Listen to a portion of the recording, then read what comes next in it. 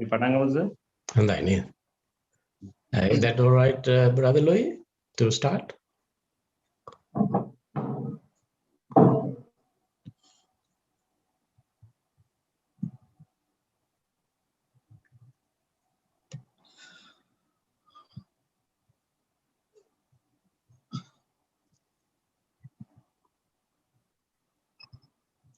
May Triple Gem bless you all. So all participants in this discussion today are warmly welcome.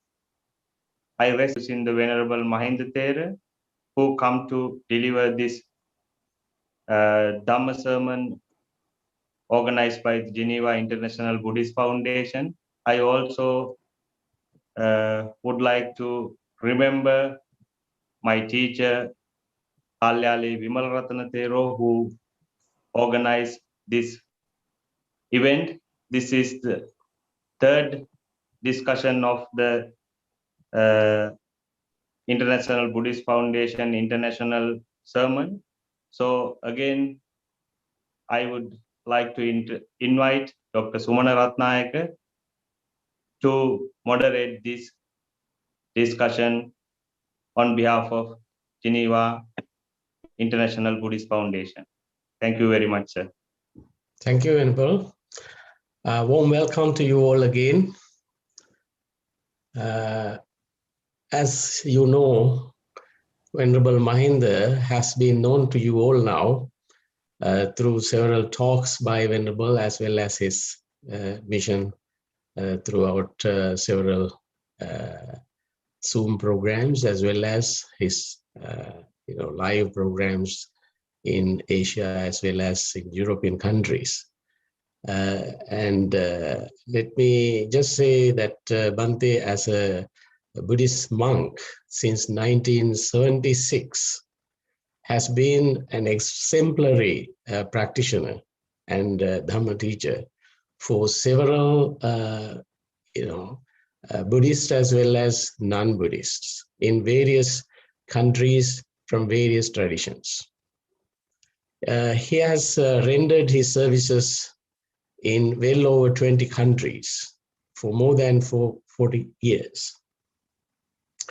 Well-known themes by Venerable Mahinda, themes of Venerable Mahinda's mission and vision can be summarized into Metta around the world and right mindfulness.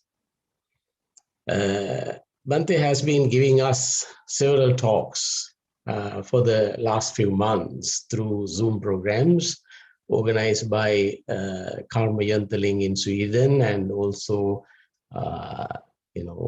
Geneva International Buddhist Foundation in Switzerland. So I don't need to talk very much about Bhante's previous services, as you have been familiar with Bhante's talks already. For the last few talks, 3 talks he delivered through the Geneva Buddhist Foundation last few months ago, and also through Karma Yantaling in Sweden.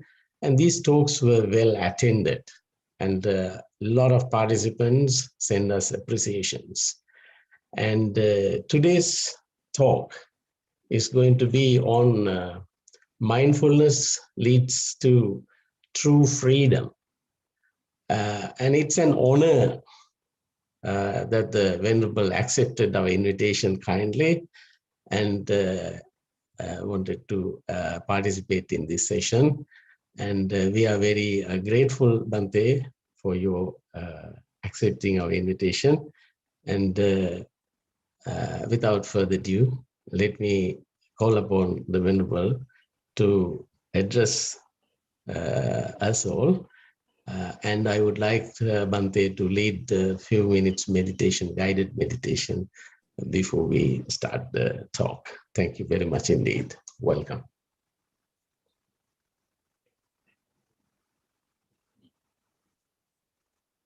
Sukhi to all. We will commence with a few minutes of meditation. If you would like to adjust yourself Adjust your body to an upright and relaxed position.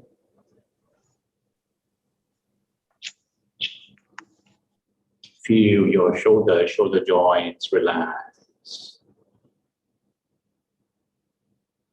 You may choose to close or half close your eyes. And just bring your attention within. Observe the calm, the quietness within.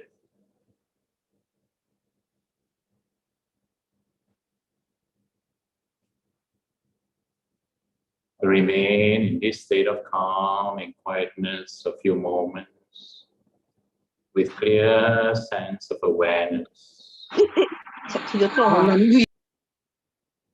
Whatever phenomena that arises, the sounds that you hear, feeling, sensation that arises, you have clear awareness of them. And your mind is not disturbed, not distracted.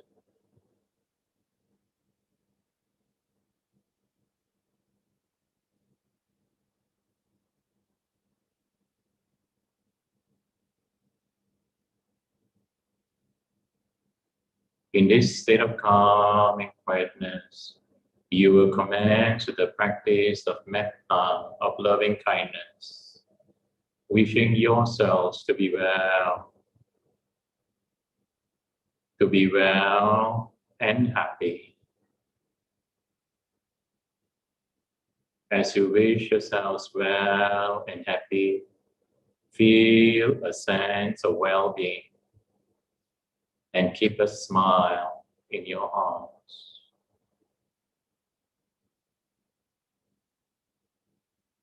Be free from anger, free from enmity, from hatred and grudges,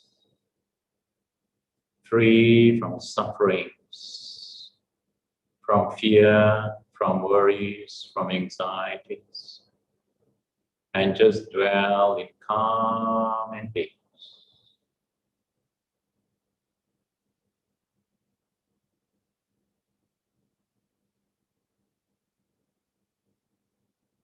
Just as you wish to be well, happy, calm, and peaceful, you will now spread out loving kindness all around you.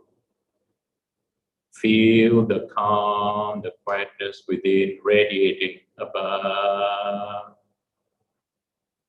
below,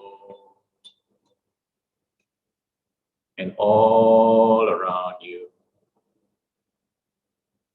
Feel the whole space around you, in your room, wherever you are, in the building, and all the surrounding areas, your neighborhood, reaching out to the whole city, and beyond the city to the whole country,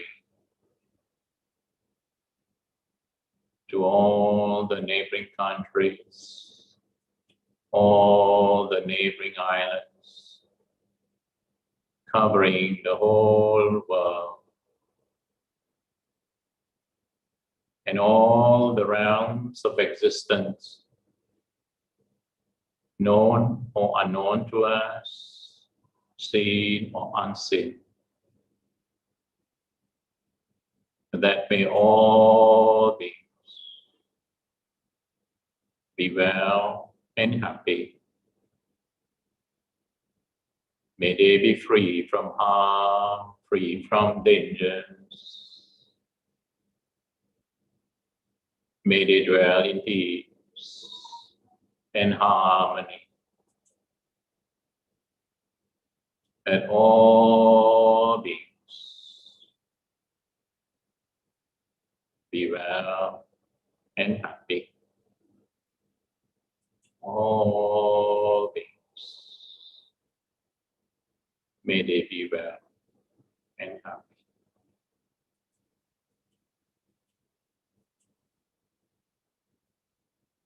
Sa, sa, sa.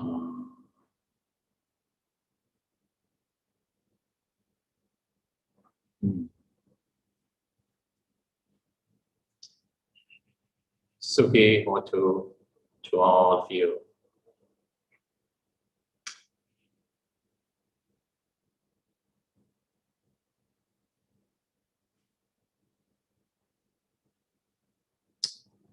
Freedom. This is something which all of us have been striving for a very, very long time. Freedom is directly related to happiness. All of us want to be happy. When we get what we want, we are happy. When we are not free to do what we want, then we become unhappy. Our forefathers have fought for political freedom. And people today are striving for financial freedom, for religious freedom, freedom from racial discrimination, freedom of expression. And now the latest one, to have the freedom to move around or to travel. And even when we have all these freedom, we will still be striving for yet other kinds of freedom. Why? Because there is no true freedom as long as our minds are not free from greed, hatred, and delusion. And that is why we need to turn to the cultivation of mindfulness.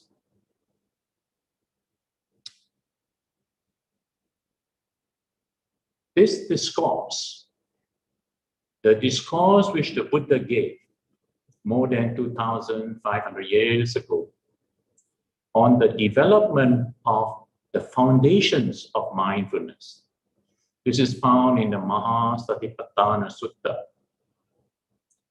It is one of the most important discourses in the Buddhist Tripitaka or the Buddhist scriptures because it brings about transformation from within ourselves and it leads to our final liberation.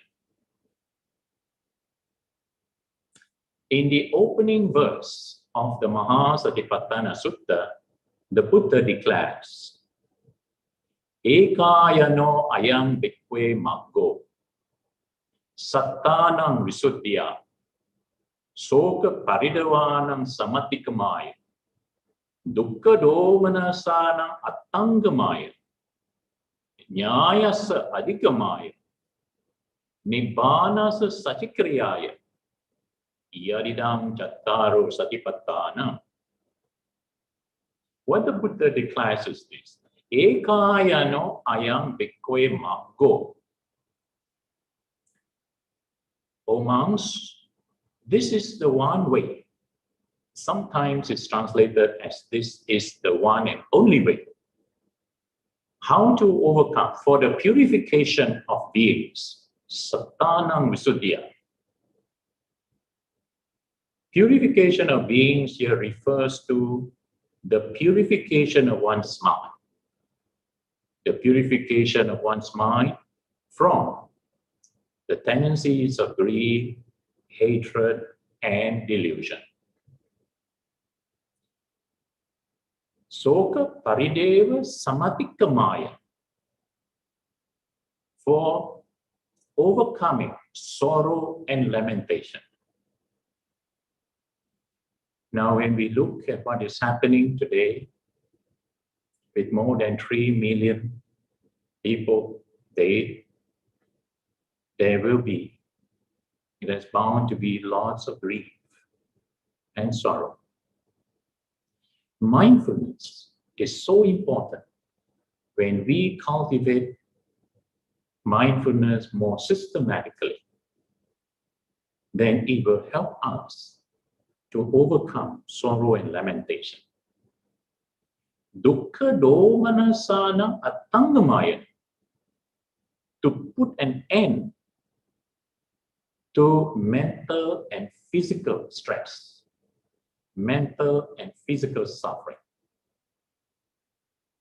And this is what the Western world has been in the research, in the scientific researchers, and they have actually verified how the practice of mindfulness helps in releasing stress, certain mental disorders, mood disorders, and so on.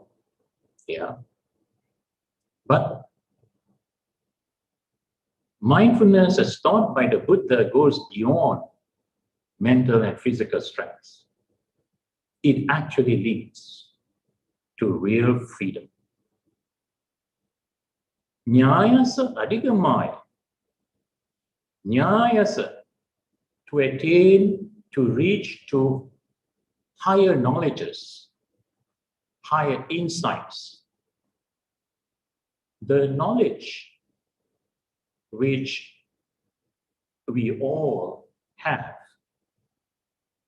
the information that we derive through our eyes, our ears, our nose, our tongue, body, and the ordinary state of mind, that's how we derive informations and we have knowledge.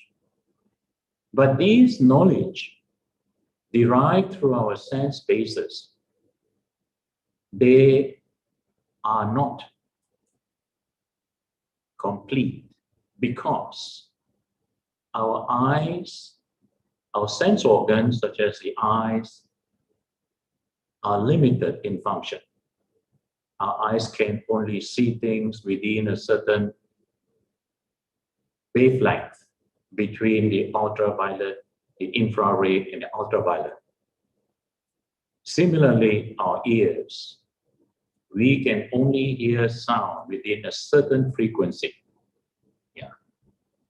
And our dogs can hear better than us. Yeah. Our cats can see better at night. Yeah. So actually, our sense organs they do not tell us the full story of what we see and hear and smell. Yeah.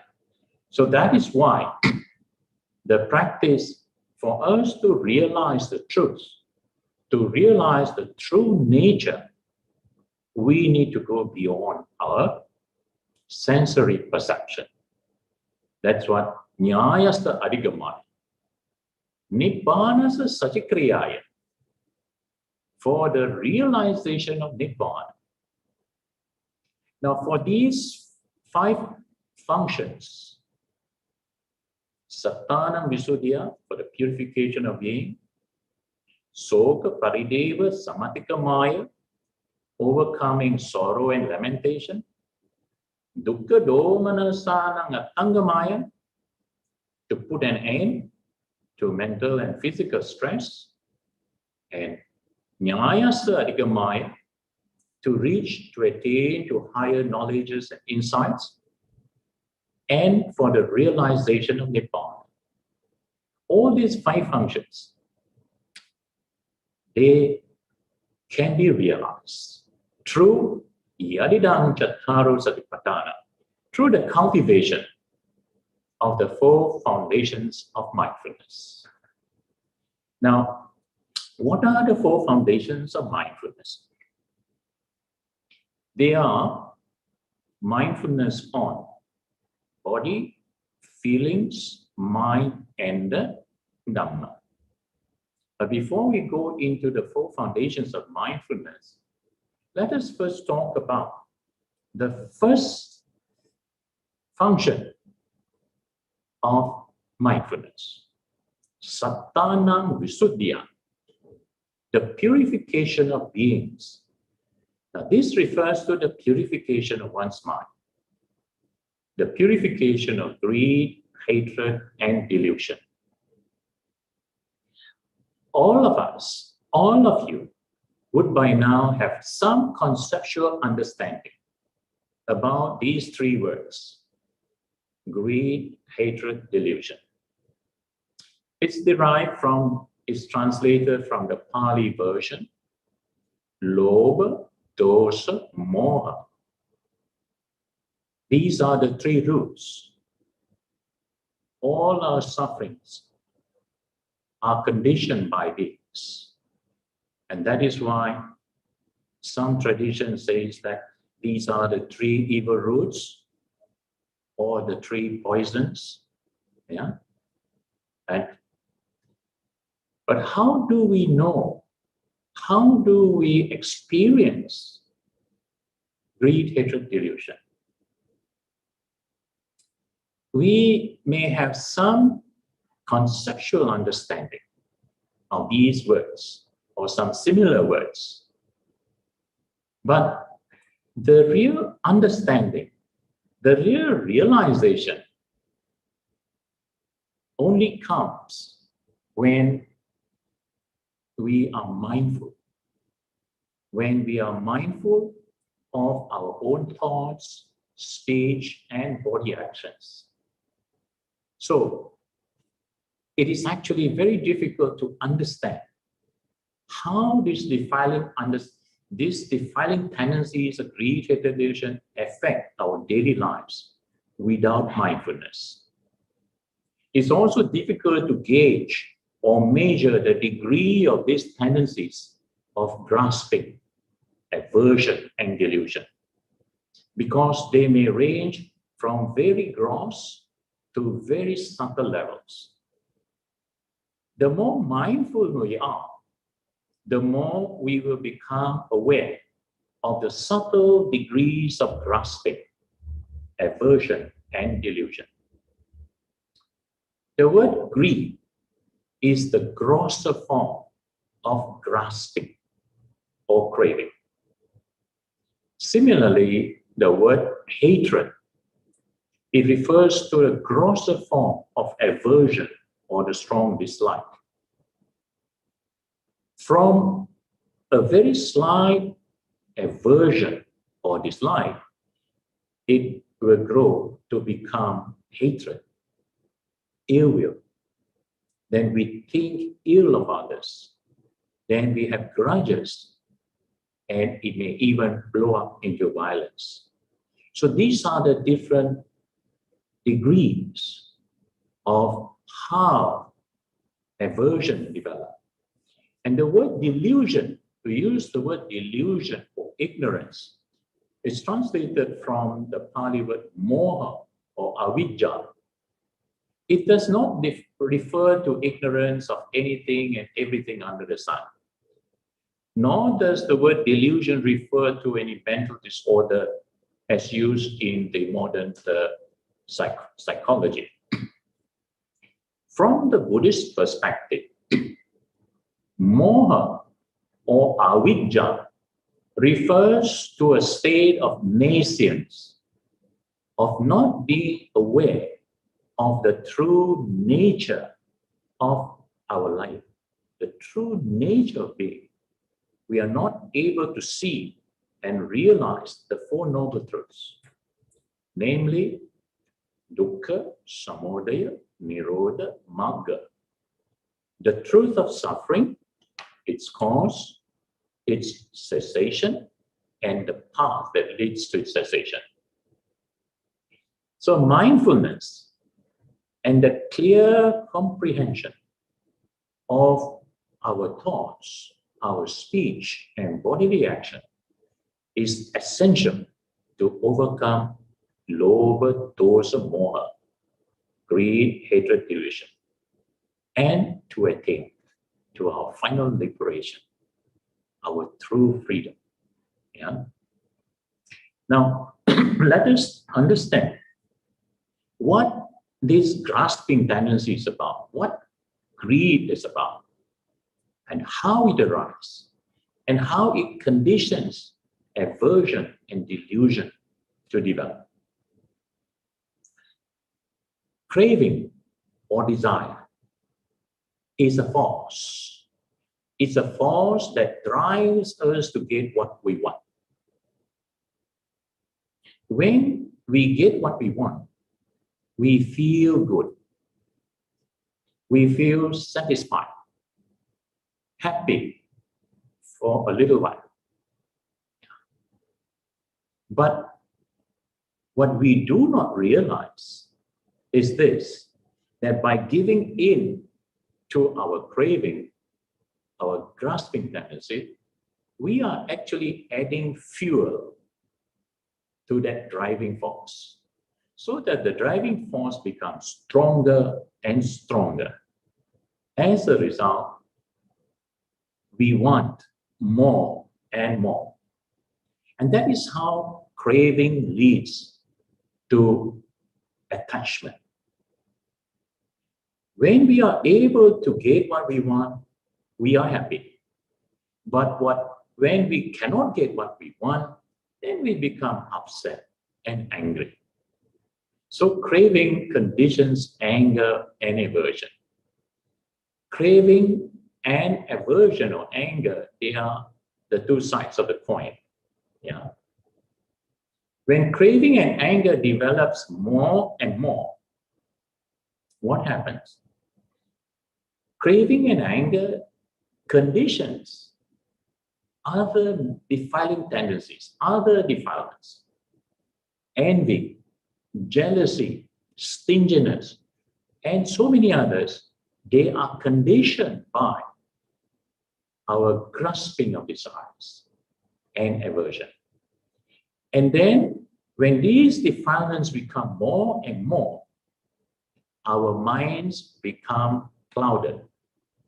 We are unable to see, unable to understand the true nature of things. We cannot see things as they really are. And that is how the mind becomes deluded and ignorant of the true nature of things. Now, we mentioned that craving or desire is a force that drives us to get what we want. How does this force develop? How does craving or desire arise? Craving arises through our 6 sense bases: our eyes, ears, nose, tongue, body, and the mind. When any of these 6 sense bases comes in contact with the 6 objects, the objects eye, our visual object, we see form, we see color and shapes. Our ears, we listen to music, sound, yeah. Then nose, we smell, odor, yeah. Then tongue, taste, and our body, skin, tactile sensation, we touch. And then we have thoughts. We have what you call ideas, imaginations, and so on.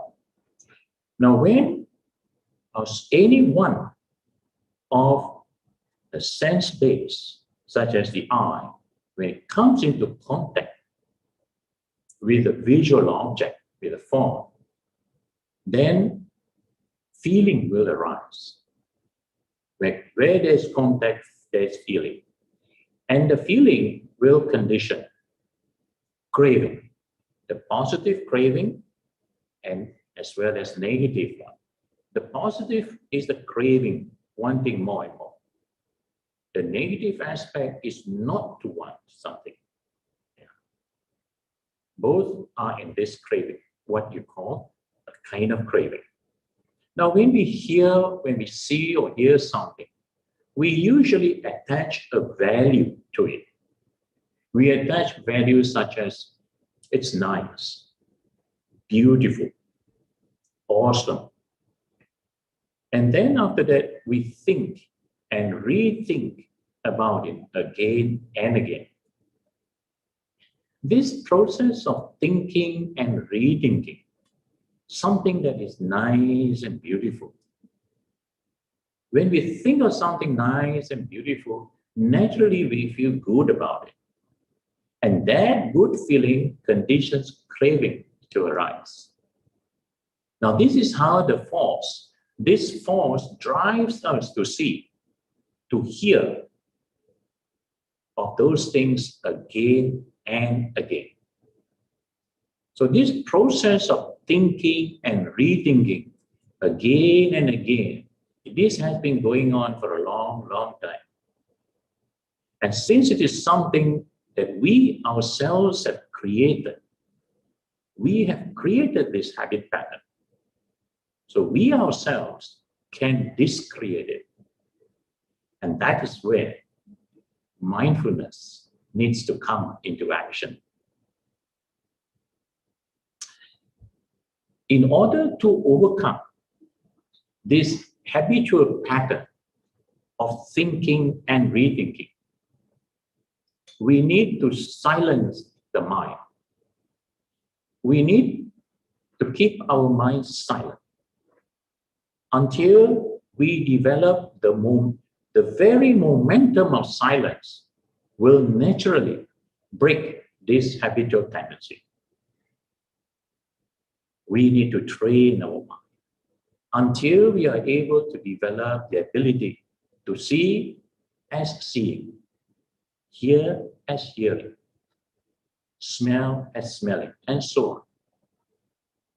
Here I'd like to relate to you a story.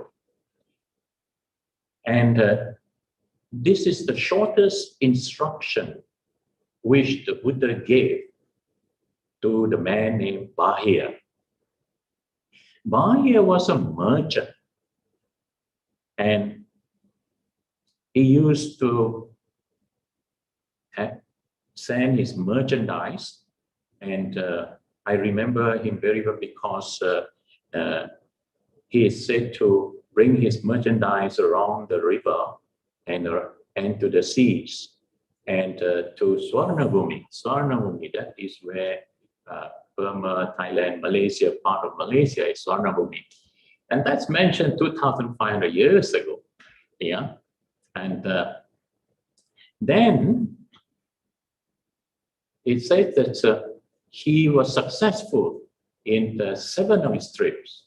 But in the 8th trip, something happened. There was storm and the ship or his boat capsized. But somehow he survived, and clinging on to certain piece of wood or timber, he survived. And then he started to live on the island in a very, what you call, austere way.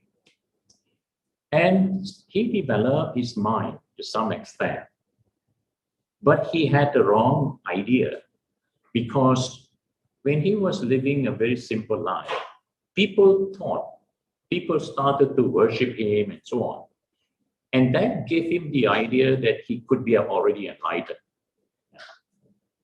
But what happened was, a certain deva that was who was related to him, his own relative, actually realized this. So the deva paved the way for him to meet the Buddha. So one day, Bahia went in the Srava state, and when the Buddha was walking for his arms round, Bahia, upon seeing the Buddha, fell to his knees and started to worship the Buddha and seek instruction. But the tradition is such that normally the Buddha will not give any instruction, not speak anything while he's on his arms round. But Bahia, he was so overwhelmed. So he kept on asking for instruction. Twice, second time, and the third time. Then the Buddha, out of compassion, Buddha spoke to Bahia. And the instruction was this. Buddha just instructed Bahia, Bahia, when you see something, just see. When you hear, just hear. Smelling, just smell. Tasting, just tasting. When you feel, just feel. That's it. So this was, and then Bahia, with great faith and devotion, he practiced what he was given. And what happened? When he was crossing the field, there happened to be a female cow with a little calf. So this cow was pretty protective of the calf. And seeing Bahia, this cow actually charged and gored him to death. And Bahia died. The Buddha, upon his return from Pindapata, from his alms round, the Buddha saw Bahia lying down, lying on the field, dead. And the Buddha immediately knew that Bahia had actually carried out his instruction and that he has realized the truth. So the Buddha asked his disciples, his followers, all the imams, and to look after, to take care of the body, to give a proper funeral, what you call cremation, and so on, and to treat him as a noble one, noble being. So this is the story of Bahia, and with the very terse and very short instruction, seeing as seeing, hearing as hearing. Yeah, but this is something that it's not so easy for us to do this unless we have developed our mindfulness to a certain degree. Yeah, the most effective way to silence our mind, that is the method that is available, that has been passed on for more than 2,500 years. And that method, we call this method Samatha Vipassana meditation. That is the cultivation of calmness and insight. And this is based on the cultivation of the 4 foundations of mindfulness. Now, what are the 4 foundations of mindfulness? Mindfulness on the body, mindfulness on feelings, mindfulness on the mind, or the different states of mind, and mindfulness on Dhamma. The word Dhamma has a very broad meaning, but in the perspective of mindfulness, cultivating mindfulness and Dhamma, there are 5 important aspects of Dhamma. Let us go through this one by one. With regards to mindfulness of the body, there are 6 different aspects in cultivation mindfulness in the body. The first aspect of mindfulness in the body refers to anapanasati. That is mindfulness of breathing in and out breath. That is the first aspect of mindfulness on the body. Then mindfulness on the body posture, the 4 body posture. Sitting, standing, walking or moving around, and lying down or sleeping posture. 4 posture. Then to have clear comprehension of our bodily activities, whatever we do with our body.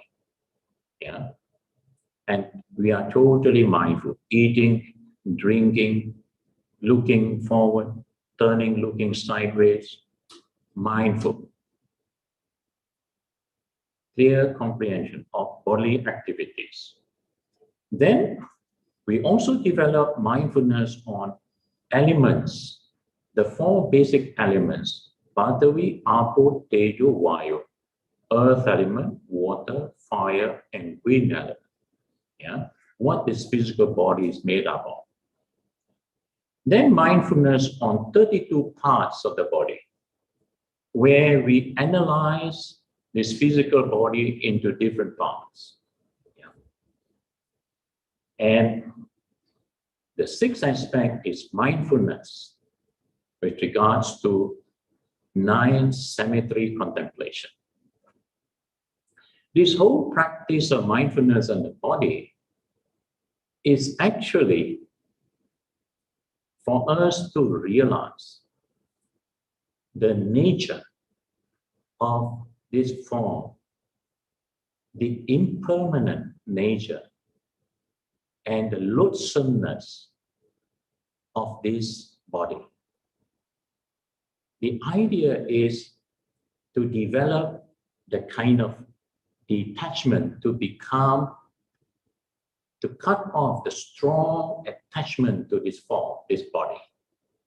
This is mindfulness on the body. Then mindfulness on feelings. As we develop mindfulness on the body, we will naturally begin to experience feeling. Anyone who practices mindfulness, breathing in and out, when they sit in a cross-legged position, or even they sit on a chair after a little while, they will start to experience some kind of sensation, some kind of feeling. First, the unpleasant feeling. And then, when they are able to overcome that, then they will experience pleasant feeling. And there's also neither pleasant nor unpleasant feeling. Because when the pleasant feeling arises, and that pleasant feeling fades away, then you have neither pleasant nor unpleasant. Yeah. So these three kinds of feeling. One who cultivates mindfulness on feeling, just observe feeling as feeling. As the feeling arises, we're just aware of it. We don't analyze this feeling. Yeah. Just see it comes and go. Whatever is of the nature to arise, it will cease. Then, the third is mindfulness on the mind, state of mind. In fact, in the cultivation of these four foundations of mindfulness, one will naturally lead to the other. In other words, as you cultivate mindfulness on the body, it will naturally lead you to become aware of your feelings. And as you turn your attention to develop mindfulness on feelings, the feelings will begin to fade away and you become more sensitive to your mind, your state of mind. Now, this is where the mindfulness on mind enables us to actually see and experience the most subtle forms of aversion and craving. So when there's craving, the mind knows, we know there is craving.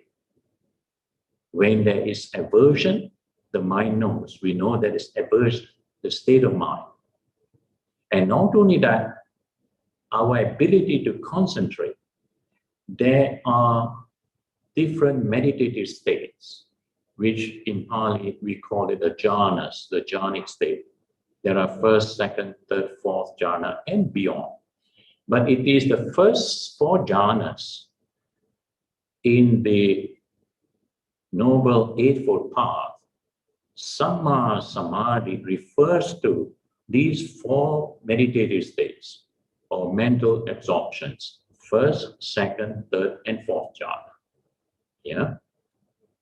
Then as we develop, in other words, when we develop mindfulness of the mind, we actually are aware. When we are meditating, we are aware of the development that takes place in our mind, the concentrated state of mind. When the mind is concentrated, we know that the mind is concentrated. When the mind is not concentrated, when the mind is confused, we know that state of mind. That's the kind of mindfulness of the mind. Then, as you develop more and more, all our thoughts will slowly cease and fade away. Then the mind becomes more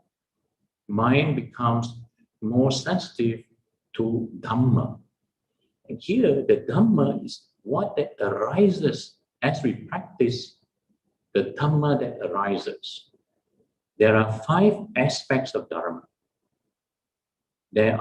Firstly, it is called the Pancha, what you call Nivarana, the 5 mental hindrances. Anyone who tries to meditate will experience one or more of these mental hindrances. Kamachanda, Vyapada, Tinamitta, Uddhacca, Kukucca, Vicikicca.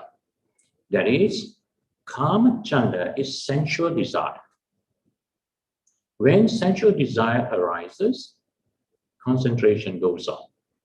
Yeah, that's why it is called hindrance. Then, Vyapada, anger, aversion. When anger, aversion arises, concentration goes on. Yeah, the mind cannot develop further. Yeah? Then, Tina Mitta, sloth and torpor, the inertia of the mind that conditions drowsiness, sleepiness.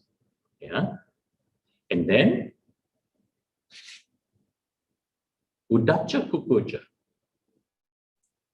restlessness, worries. Yeah? Worries and restlessness. And Vicikicca, doubts.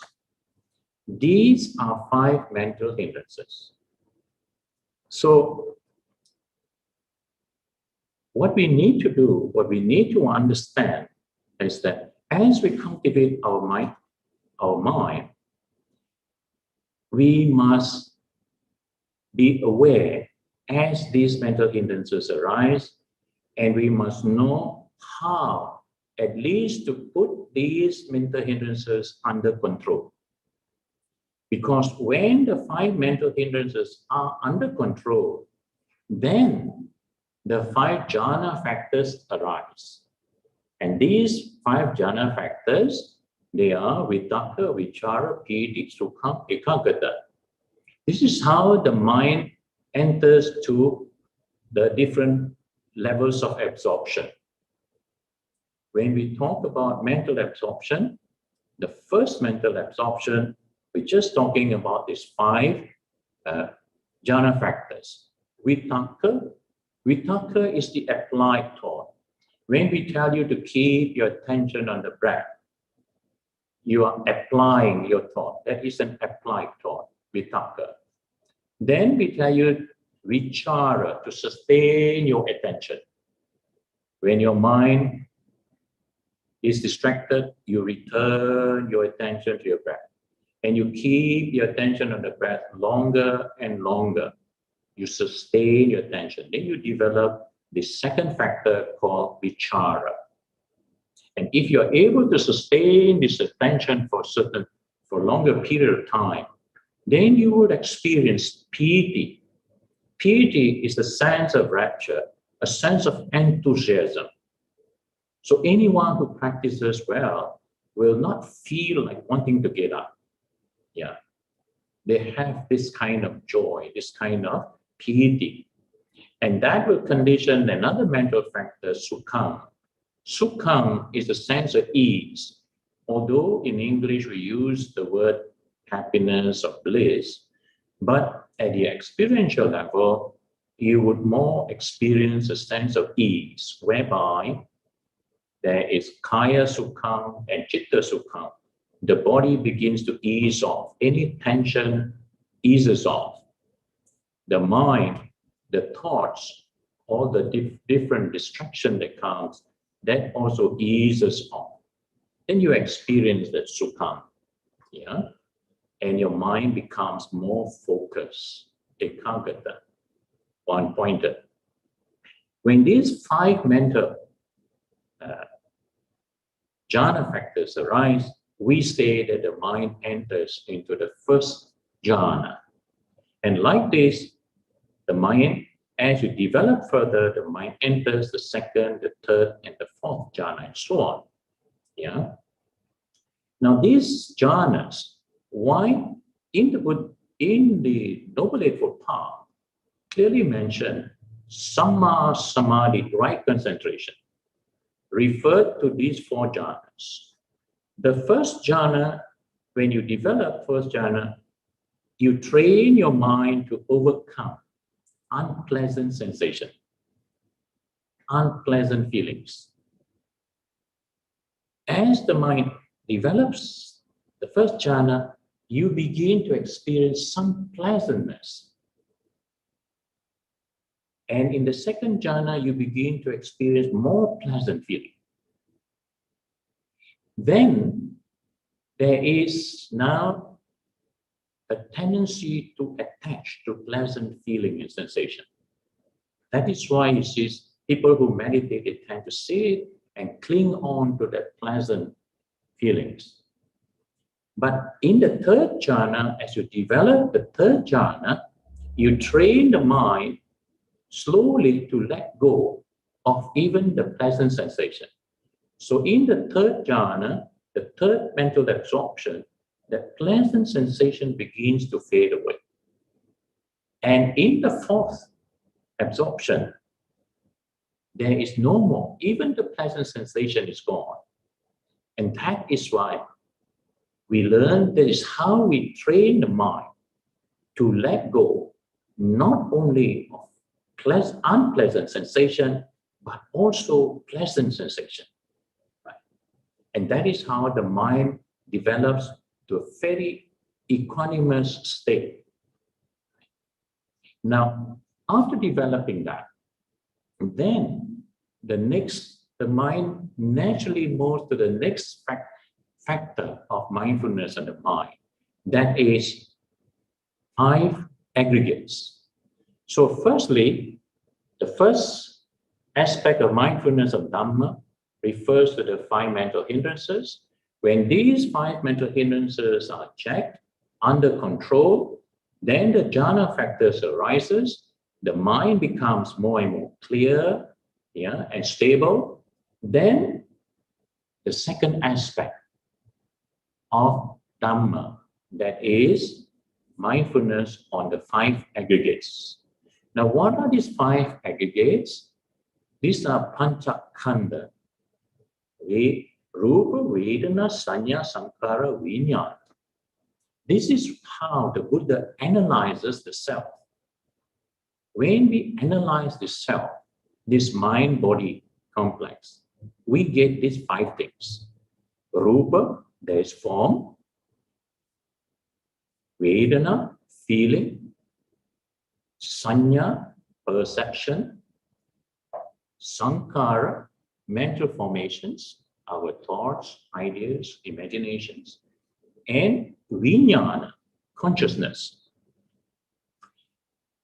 When we develop mindfulness, when we become familiar and aware of these 5 aggregates, we will begin to see this idea of self will begin to dissolve. And that is how we break the idea, the false notion of I, my, me, and mine. That's how ego develops. When we have ego, we generally, what you call loosely, refer to this idea of I, my, me, and mine. Yeah. So it is when we develop this aspect of mindfulness on Dhamma, when we are able to see these 5 aggregates, the nature of these 5 aggregates constantly in a state of flux, that is how we start to break this, what you call idea of self. Then it leads to the next aspect of Dhamma is called the 6 sense bases. 6 sense bases means mindful of eye, ear, nose, tongue, body, and the mind. Because it is through the 6 sense bases that the impressions of the 5 aggregates arise. When you think of something, if you think of someone in your mind, that thought which you create is a mental formation. But when you create a thought, there is also a form. There is an appearance of form. And there is perception process there. And feeling arises. There's feeling. And you become conscious of the thought which you have created. So you see, the impressions of the 5 aggregates, they arise with your thoughts. But they are so fleeting, they come and go. Yeah. So it is the grasping, when there is grasping of the 5 aggregates, that is what Buddha defined the word dukkha. This word dukkha, or suffering, is difficult for ordinary people to understand the profound meaning. The Buddha first explained dukkha in terms of the physical, how this body, physical body, gives rise to suffering. Birth, decay, sickness, old age, death. Yeah. That one we can understand. Easy for you to understand. Then Buddha talked about mental suffering. Yeah. The suffering that we go through when we associate with unpleasant people, unpleasant condition. Maybe there's unsatisfactoriness. Or we associate with somebody whom we love, someone we like, and we have to be separated from. Separation from loved ones. It is also, it's a mental. It is not physical, it is the mind, the anguish that we experience. Yeah. Then we expect something, we desire for something, and we cannot get what we want. Unfulfilled desires. So this is how Buddha explained first the unsatisfactoriness at the physical level, and then he goes on to explain at the mental level, and then Buddha summarized and said, Sankitena Panchupadana Kanda Dukkha. He said, in summary, these 5 grasping aggregates are dukkha. So the more profound meaning of dukkha refers to the grasping 5 aggregates. And these 5 aggregates refer to form, feeling, perception, mental formation, and consciousness. Yeah.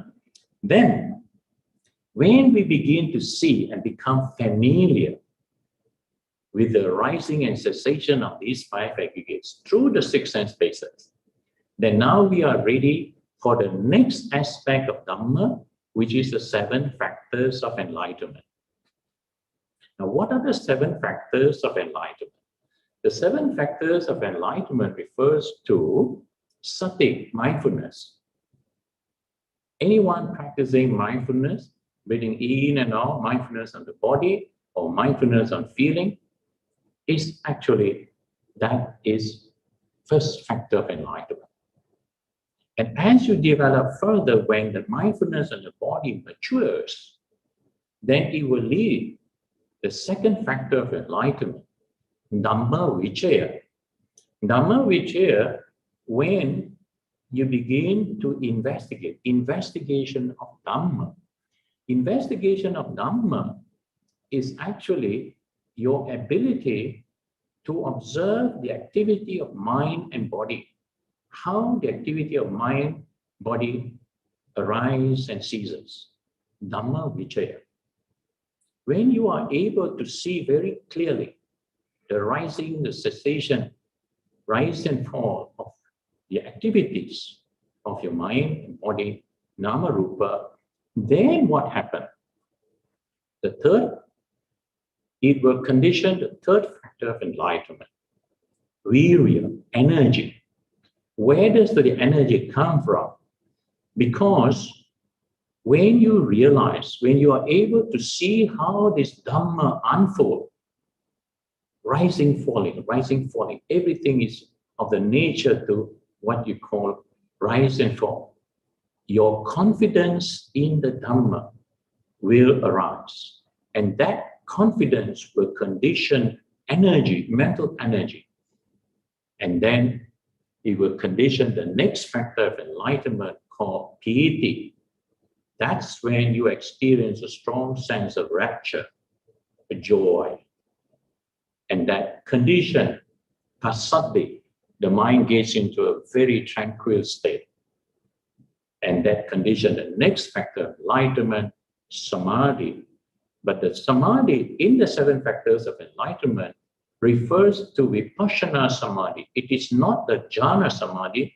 It is the vipassana samadhi where your mind is focused on rising, falling phenomena.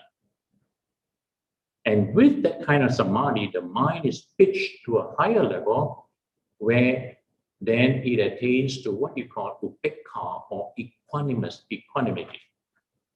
Then you dwell in this equanimous state of mind for a longer period of time until eventually from upekkha, the mind will naturally enter a state of void. That is when you realize Nibbana Dhatu. Nibbana Dhatu, it is the Nibbanic element. That is where you have the glimpse. You realize what real emptiness is. Nibbana, the realization of Nibbana.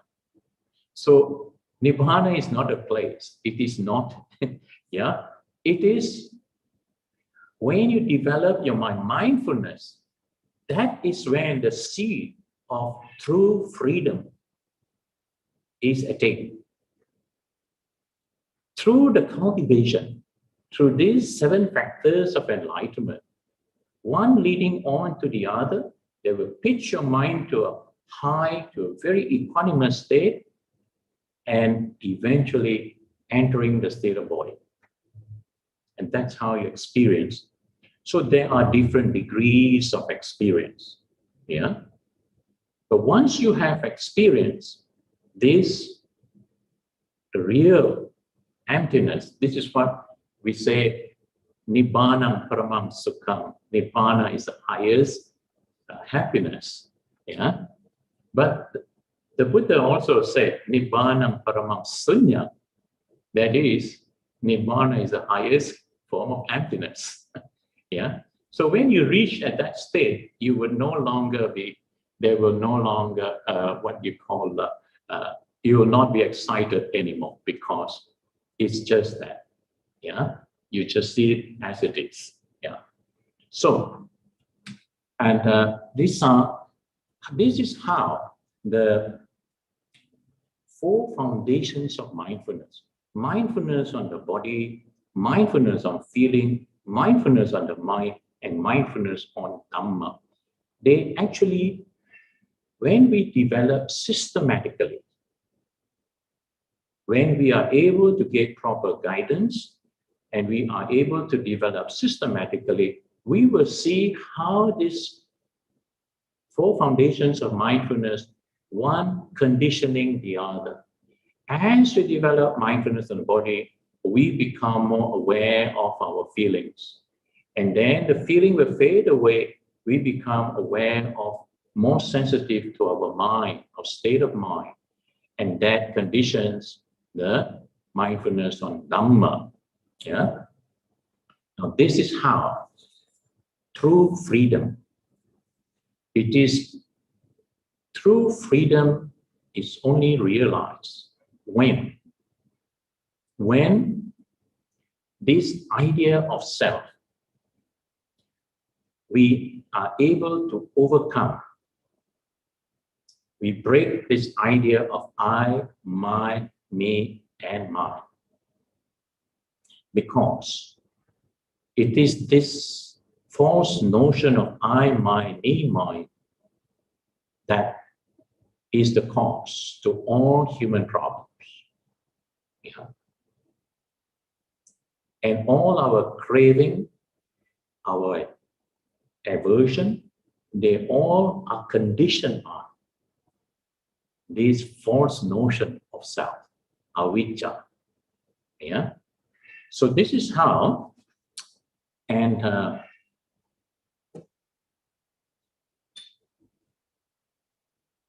in order, once you know, and if you are aware that there is this path, there is this path of mindfulness that leads to enlightenment, that leads to real freedom, then we have to start from somewhere.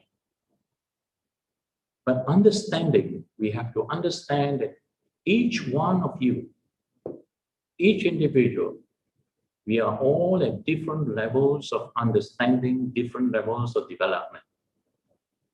It is from our past, our immediate past in this lifetime, what we have done to train our mind, or from our remote past, from previous lifetimes, how we have trained our minds, right?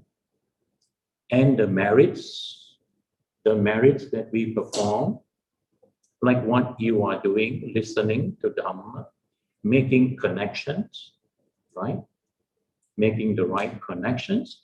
Then two things are important for enlightenment. One is merits, your merits. The second thing is wisdom. And this is what mindfulness is so important, right? With mindfulness, we become aware of our own thoughts, speech, and body actions. We begin to see these tendencies, our own defilements of greed, hatred, delusion. Now, please understand that all the good things in life, as well as all the bad things, they are all conditioned from within ourselves. Yeah. When I was young, when I was in school, I was taught that when you meet with some misfortune, bad things, that's the work of devils. Yeah. And so we praise the God in what you call curse the devil. Yeah. But now I begin to realize, when I study the Dhamma, understand what the law of karma is about, then I begin to see that all the good things, good and evil, they are actually coming from within ourselves, within our own minds. Yeah. So we have to, that when we begin to see this, then we start to take responsibility. Responsibility. We don't blame outside. Yeah. Just as in this COVID-19 period. Yeah. And we don't blame others. We must take responsibility. And how do we take responsibility? During this, what you call, still in this critical phase of second wave, or what wave that comes in, yeah. And one is, there is uncertainty. Nobody really knows what's going to happen. within the next months, next year, and so on.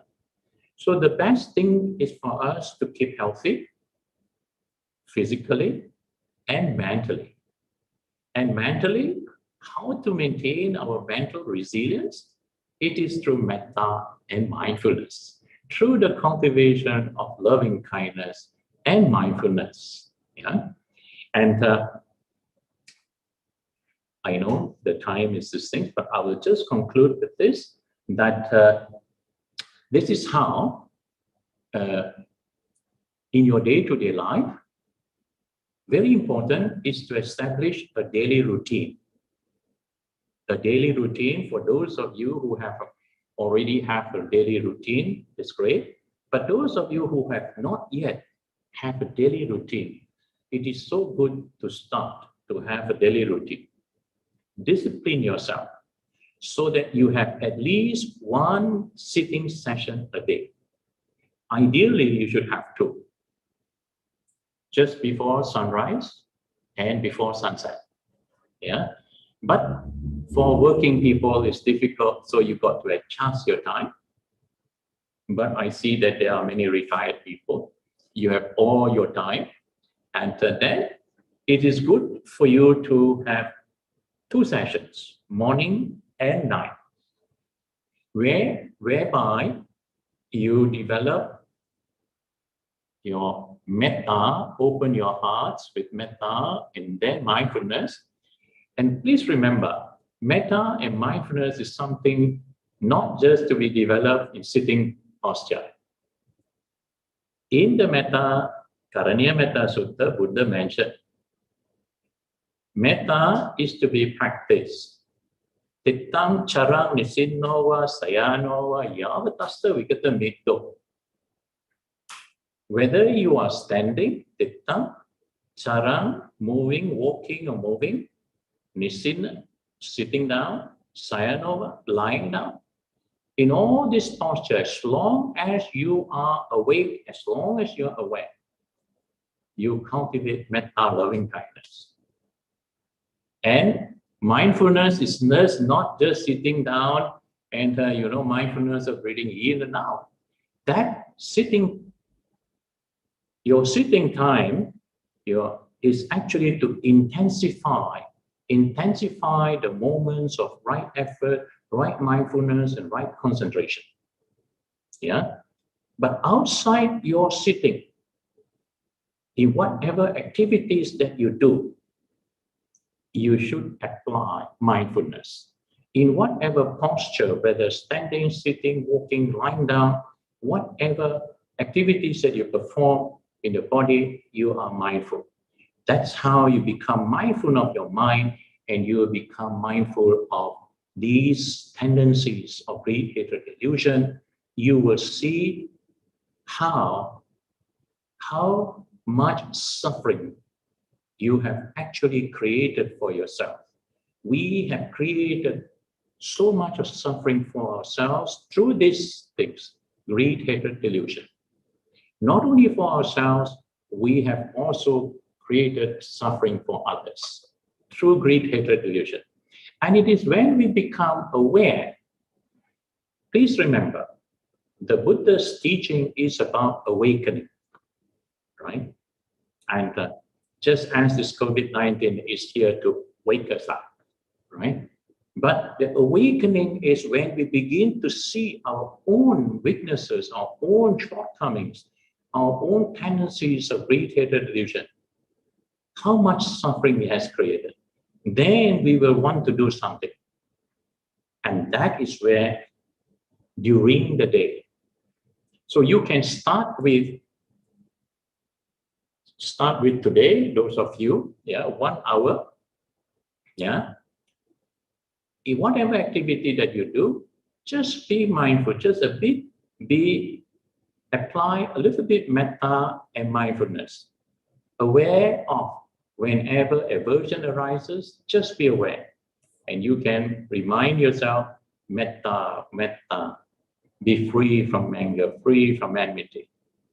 Then when craving arises, when some desire arises in your mind, and sometimes when you hear something, you see something, then craving arises, or sometimes your mind becomes confused. Just be aware. Now, the beauty about the practicing mindfulness is as soon as you are aware, your mind, as soon as you're mindful, your mind already stepped out from the problem. Yeah. And that's how you'll be able to overcome this thing. So if you take time and first what you call for those of you who have developed some faith, some confidence in the Buddha, Dhamma, Sangha, it is so important for you to pay homage to Buddha, Dhamma, Sangha every day, all the time. You can mentally recite Namo Buddhaya, Namo Dhammaya, Namo Sanghaya. And whenever anger arises, remind yourself, Metta, Metta, be free from anger, free from anger. Be well, happy, and then smile. And whenever desire or attachment arises, remind yourself, be mindful. Take a deep breath and let go. And then, if you cannot let go, that's where refuge in the Buddha, Dhamma, Sangha is so very important. At the end of the day, offer your practice to the Buddha, Dhamma, Sangha and seek forgiveness for any shortcomings or laziness. And then you share merits and you make dedication of merits. Then you make your aspiration and determine to keep on improving your practice day by day. That is how you'll be able to practice with joy. You'll be looking forward to another days of practice. So please remember that as long as we are not mindful, we are not aware of our own thoughts, speech, body actions, we will not become aware of the tendencies of greed, hatred, delusion. And remember, we cannot hold others responsible for all the bad things or all the good things that happen to us. As good and bad, good and evil state actually arise from within our own minds.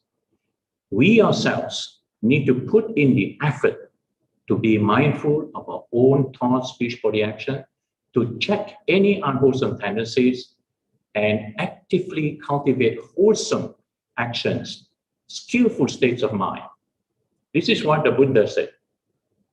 Yocha vasasatang jive kusito hina viryo ekahang jivitang seyo virya marabato daha. Buddha said this.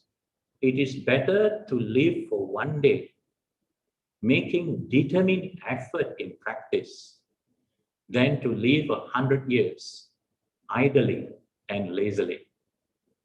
And finally, the parting words of the Buddha. Buddha said, Vaya Dhamma Sankara Apamadena Sampadeta. Transient are all component things. Work out your deliverance with heedfulness, that is with mindfulness. So that is all for today. Yeah. If you have any questions, you may. Yeah. Over to you, Dr. Sumana Ratnayake. Yes, thank you very much, Venerable Sir. It's very refreshing and encouraging that the Bhante has summarized the entire Satipatthana Sutta within this short period of time. And it's very encouraging for the practitioners.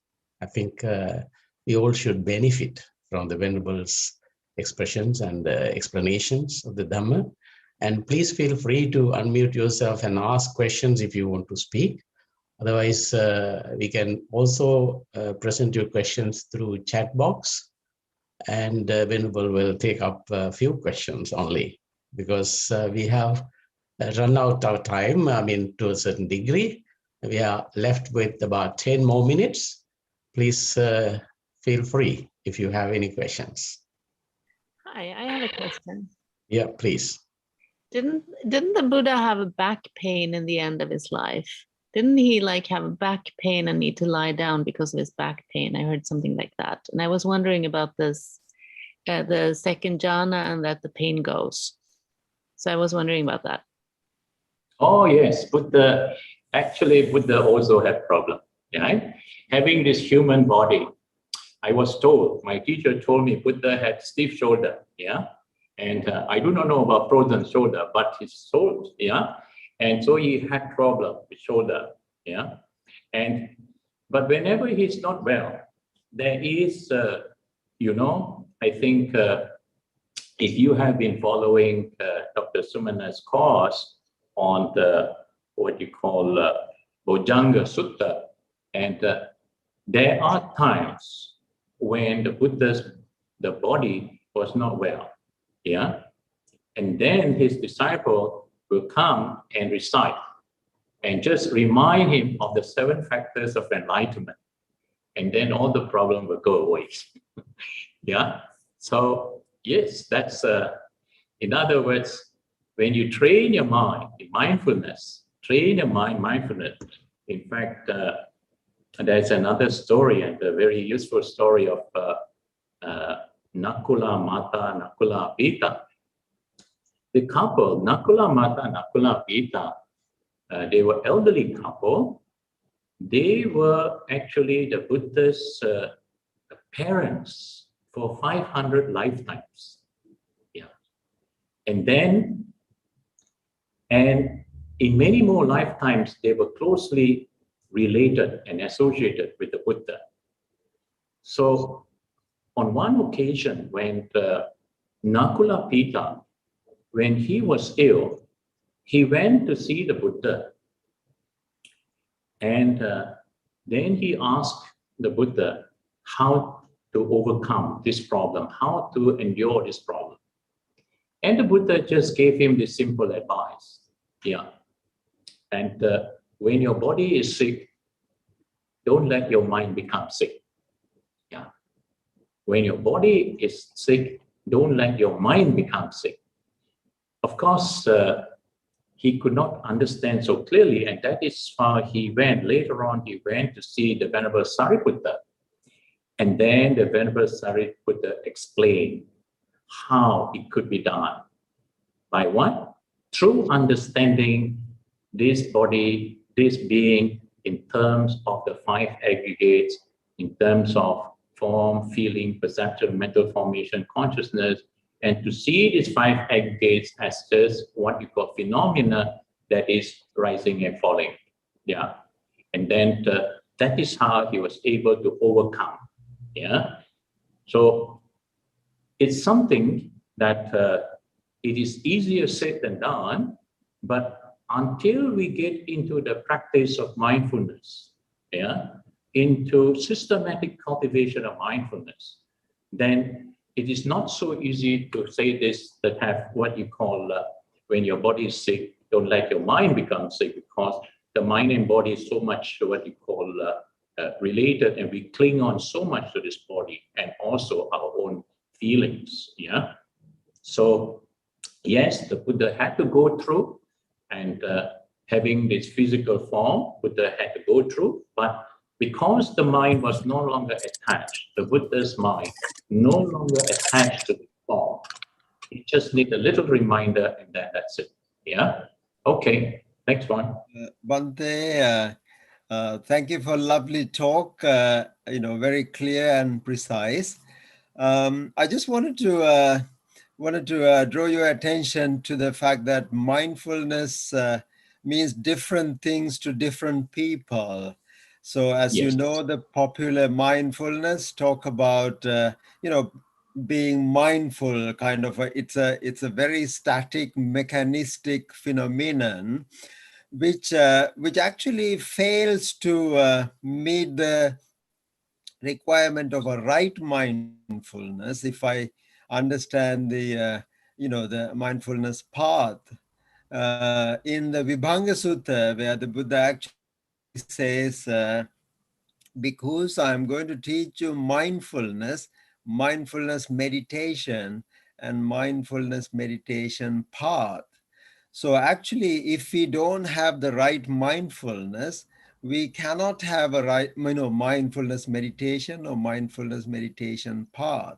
So, so therefore, right mindfulness needs to be derived from the right view, the right view of it is the insight of the Four Noble Truths. I'm just sort of offering this as a contemplation. I'm sure that that is what you meant when you were talking about mindfulness. Thank you, Bhante. Oh, yes. You remind me, I actually, what you call in the 5 mindfulness on Dhamma, I only talked about 4. And the 5th one is actually mindfulness on the 4, what you call 4 noble truths.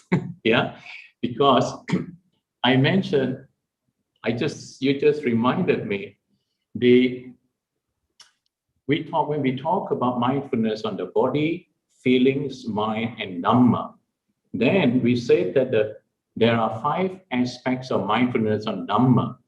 That is the 5 mental hindrances.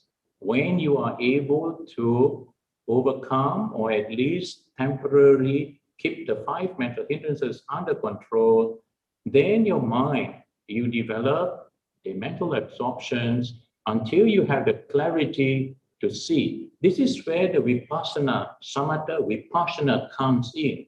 The vipassana part, samatha comes in when you develop the jhanas, samadhi. Then the vipassana comes when you start to see what you call the 5 aggregates, nama, rupa. And when you see these 5 aggregates, through the 6 sense bases, you're familiar with it, how it arises and ceases, then you go into the 7 factors of enlightenment. And the 7 factors of enlightenment are these. First, you have what you go through the 7 factors of enlightenment, and after you go 7 factors of enlightenment, then the 5th aspect of mindfulness Dhamma is actually the 4 noble truths.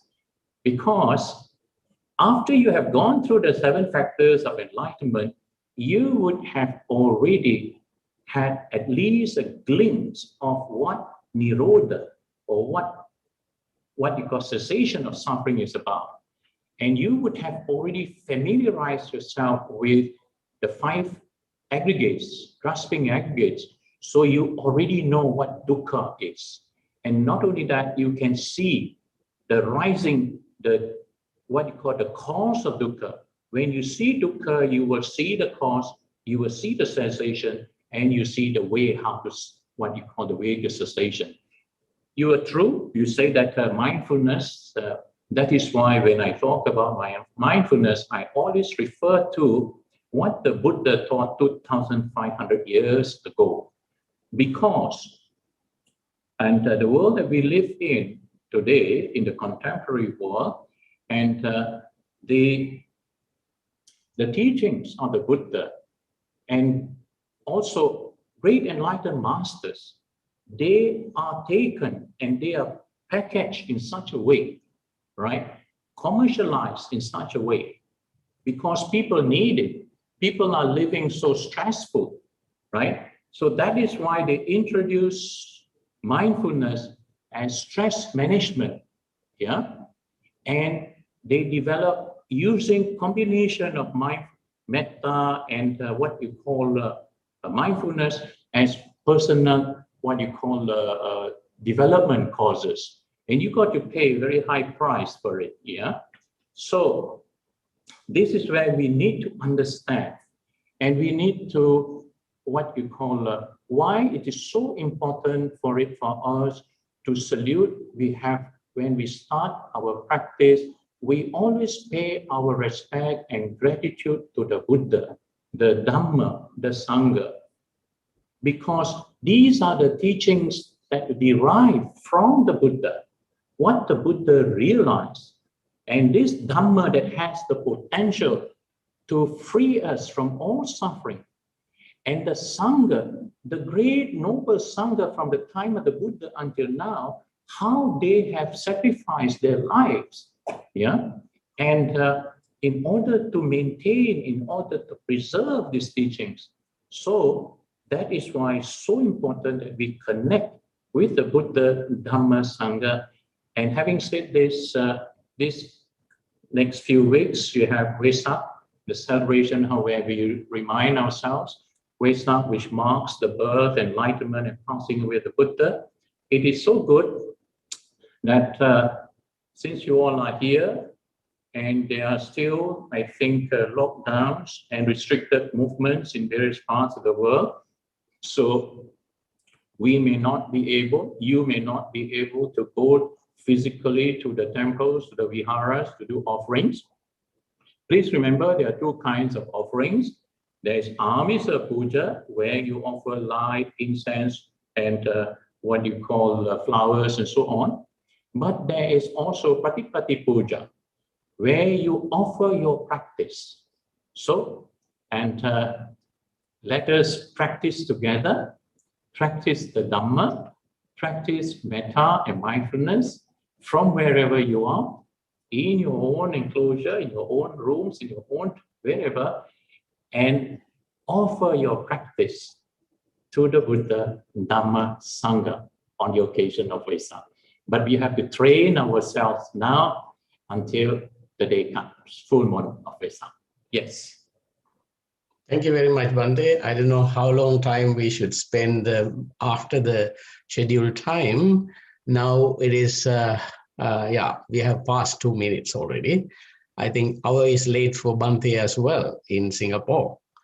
And if you have any burning questions, you may unmute and ask just one more question perhaps. There are a few questions given on the chat box actually, but they are something that Bhante has already answered as it seems. There's some questions about, examples of anger and aversion. If Bhante could give us, some examples of aversion, this is something to overcome, of course, aversion. And some other questions are there. I think Bhante has already answered most of them. Oh, I'd like to touch on this question. I know that other questions. And does memory have a useful function of learning from experience? And should we reduce our worrying memories of the past actions and events? Yeah. Yeah. Actually, when you're mindful, there are two aspects of mindfulness. Yeah. And what is taught in mindfulness is that you must just be in the present. Just be in the present. Yeah. And but there is another aspect of mindfulness as well. Because the word sati comes from the Sanskrit word smriti. Yeah. There is the ability to recall. That is the memory part. Yeah. We are able to recall. I remember when I was practicing mindfulness, I was eating in a bowl, and then I start to recall. And yesterday, what food did I eat? And day before yesterday. And then like that, the first 3 days were very difficult to recall. And then after that, you can start recalling. And this is how eventually you recall, and when you were born. But it's a very tedious method, which I don't.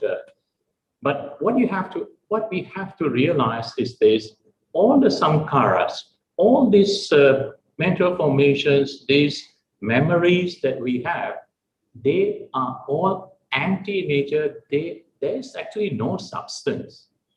Therefore, if we understand this, the memory comes, we are aware of it, and let go. Yeah.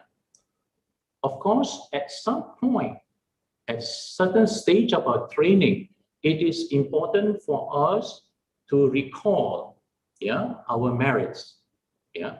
And even in the last stages of life, it is so important to recall, be able to recall the meritorious actions that we have done, to rejoice it, and then to what you call offer these merits and to make aspirations. Yeah.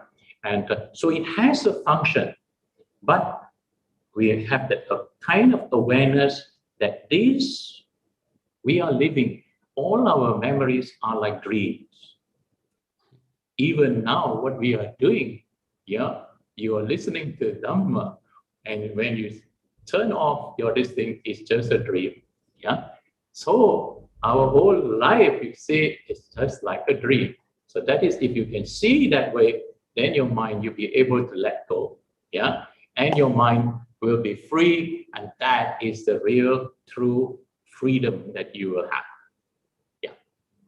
Thank you very much, Bhante. We don't have time enough to give chances to other questioners.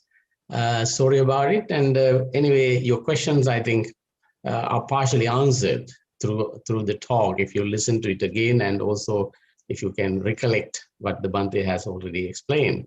And before we conclude with the merits by Bhante, we can express our heartfelt thanks to Venerable for his precious Dhamma speech, and also thank you, Bhante. advice to everybody for encouraging us to practice. And also behind the screen there are a few supporters that we have been very well supported. That is Venerables from Geneva Buddhist Foundation, the Chief Venerable Halyale Vimalaratana, and Venerable Velagedara Sumanajoti, and also Brother Chi Louis from Malaysia, from Metta Foundation. So a lot of others are there who have helped this event to be a success. So I should be grateful, and also Karma Yoga Ling that organized sessions in Sweden, and they wanted to replace today's session with Bhante's actually every Sunday. Otherwise, we have another session. So we were meaningfully replaced our session with the presence of the Bhante and his Dhamma speech. And I'm very grateful for, on behalf of the International Buddhist Foundation in Geneva and the Venerable monks there, and also Karma Yoga, I'm very grateful to Bhante for this very, very practically useful and meaningful Dhamma speech on Satipatthana and also Metta connected. So Venerable Sir, may I invite you now to dedicate merits and also to conclude the session with your blessings. Thank you very much indeed. Let us bring our minds within. Let us bring our attention within and observe the calmness, the quietness within. In the calmness of mind, let us have the wish that all beings be well and happy. In your wholesome state of mind, share the merits with all the Dhamma protectors, all the guardian deities that have been guiding and protecting you, including the guardian deities of your locality, that they too will rejoice in these merits, that they will walk the Dhamma's path and swiftly attain the final liberation. And in so doing, may they give blessings and protection to all. We will also dedicate merits for the spiritual well-being and happiness of all our departed relatives, teachers, and friends, whoever that comes to your mind. Have the good wish for them all, that wherever they are born, may they have opportunity to receive Dhamma, to be guided, to grow in the Dhamma's path, that will release them from the cycle of birth and death one day.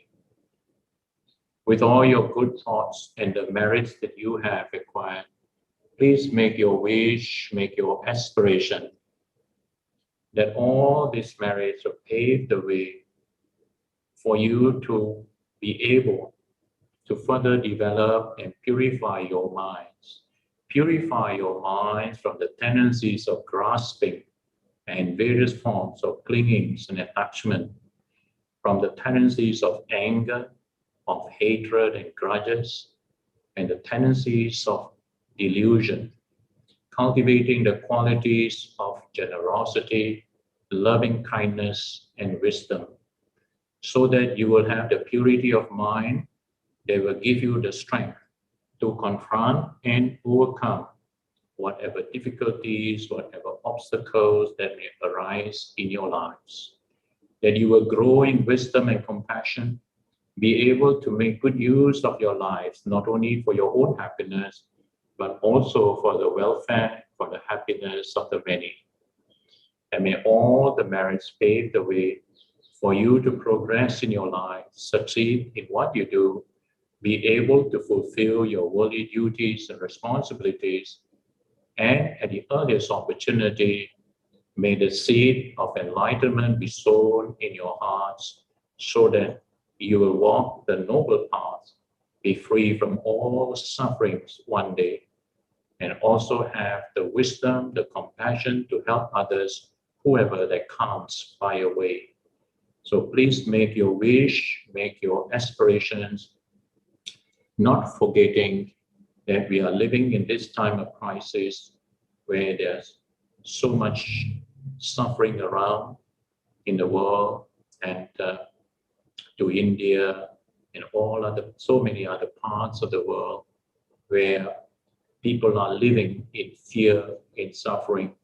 So let us dedicate the merits of this occasion and for peace, for harmony, for stability, and within your families and within the society, the nation, and the world.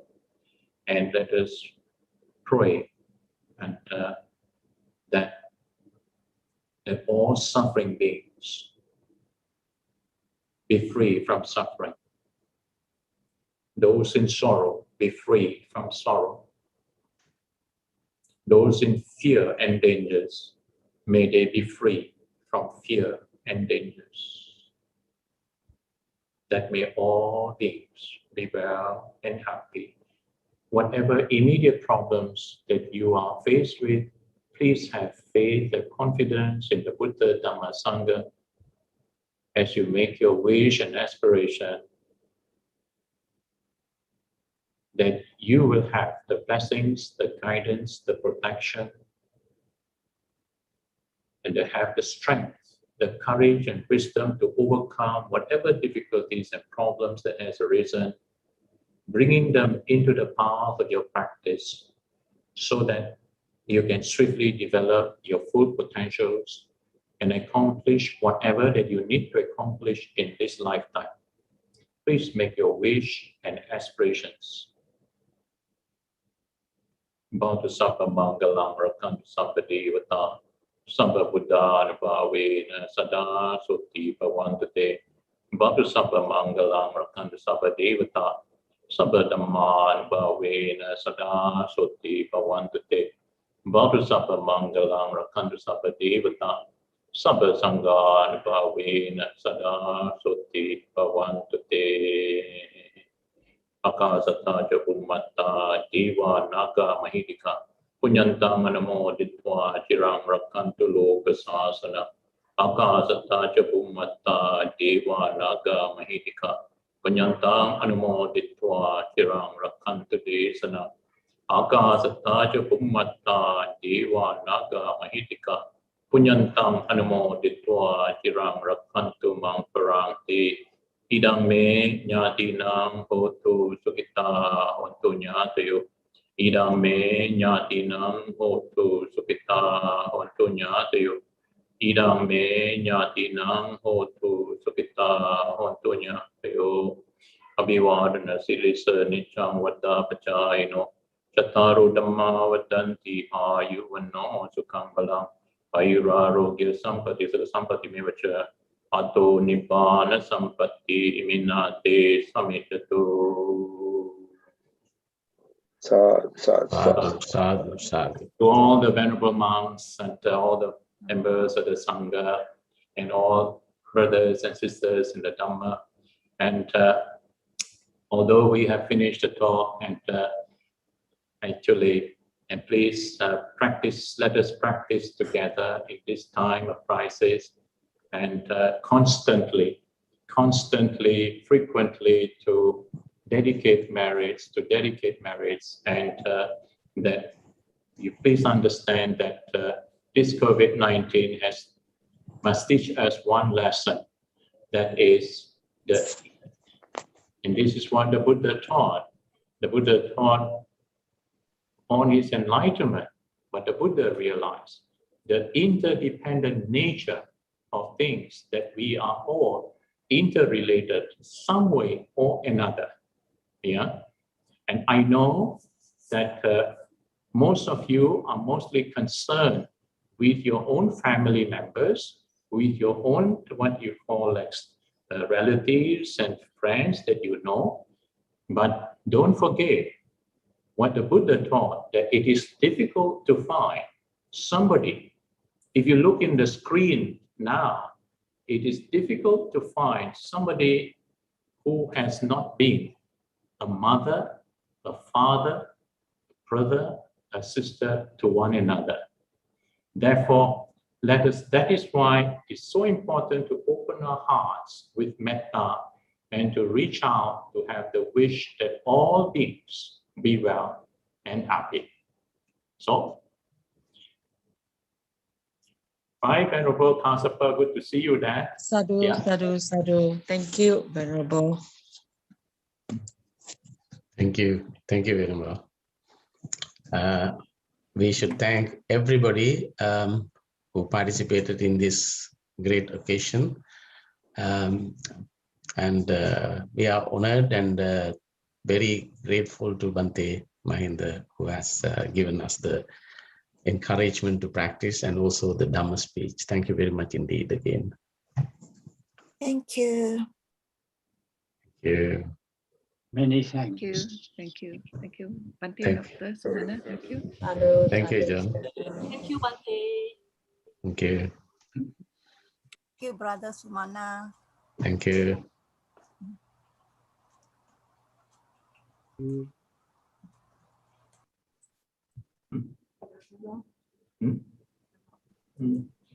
Thank you. Thank you.